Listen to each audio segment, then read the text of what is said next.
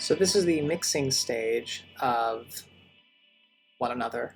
To save on precious CPU, what I end up doing is bouncing everything down from what used to be MIDI information, which looks like this, if you're unfamiliar. Looks like this type of stuff.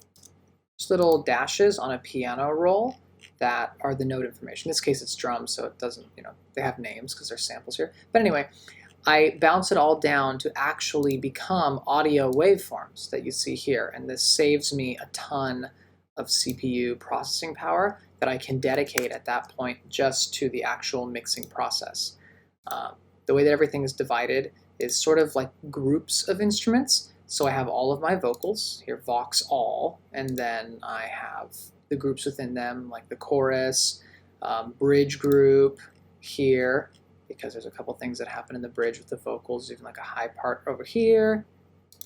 And then I have all of the effects, so different like type of things that happen throughout the song are all in the effects bus. The drum bus, obvious, it's drums. Bass, there's only one real bass layer on this song, which is crazy to think about.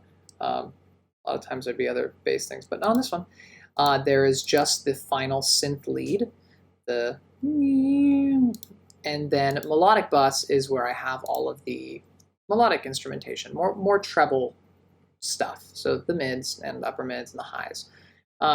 Everything has already been bounced down from its original instrument, so I can't really see what the instrument was at this point. I was able to see it before and be like, oh yeah, this is an electric piano with all this stuff on it. At this point, all I do is I send it to a couple of effects to help everything get glued together. I make everything sound like it's kind of playing in the same room by sending it all to one of two different reverbs. So this one I've just called Big Verb, and this one I just call Lil Verb. And every instrument gets sent to it, I think almost every single instrument, by varying amounts. That's why you have different numbers over here on this side. Like I send a lot of the melodic stuff, I send a large amount of it into this reverb, so it sounds like it's all happening in the same room. And it's not big, it's not like a oh or something. It's just like a regular room, but it makes it sound like it's less disjointed and it didn't just come out of the back end of a computer or something. And there are other sends that I have here set up for them. There's a little bit of delay that a lot of instruments get to give a little bit of an echo, but I'm also personally just a huge fan of delay and echo in general. Like I overdo it a lot of times because I love it so much. There is a compressor here, a very popular compressor, an 1176 style compressor. It just sounds really good to give a little punch to things. I only give it a little bit. And then the last one that I usually add at the end is this setting on Decapitator, which is just a distortion plugin called Add Some Tinsel. And I put it at 100% wetness, and then I send a small amount of any given instrument or vocal track, whatever, that I want, if I want it to be a little bit more accentuated, because it really adds like a tiny bit of really high-end distortion. I don't want to say like sparkle or magic, because it's not really that. It makes it a little bit distorted on the top, but what it does is that it brings attention to it so that it's much more noticeable in the mix compared to everything else. So if there's a moment where it's like, I really want the bass to like just stand out right here in between these two lines that I'm singing, I'll for that moment just send a little bit of it to the tinsel and then back off of it once the next vocal line comes in. But let me show you what some of the other tricks are through here that really make mixing a dream. Aside from just like standard volume automation that you see throughout here where it's like, I want to emphasize this, the one that is like, just a really great find is called Track Spacer. This one was one that I waited a long time till I finally just pulled the trigger on it, but it allows me to do like multiple banded sidechain compression from one track to another, or even from one group of tracks to the other. All that means is that when something is playing, something else will duck underneath it. So for example, the entire melodic bus, which is what I'm clicked on right now. So I'm looking at the melodic bus's little effects chain here. Like it has some EQ, then it has two track spacers on it.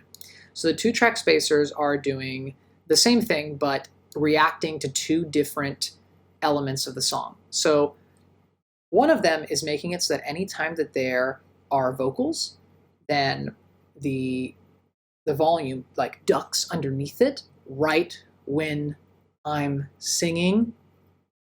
Goes back up. And the other one is making it so that when the synth lead comes in as well at the very end for the synth solo, the rest of the instrumentation ducks underneath it as well. And we can see what that looks like actually. Let me play that synth ending again, and you'll see it happening here on the melodic bus.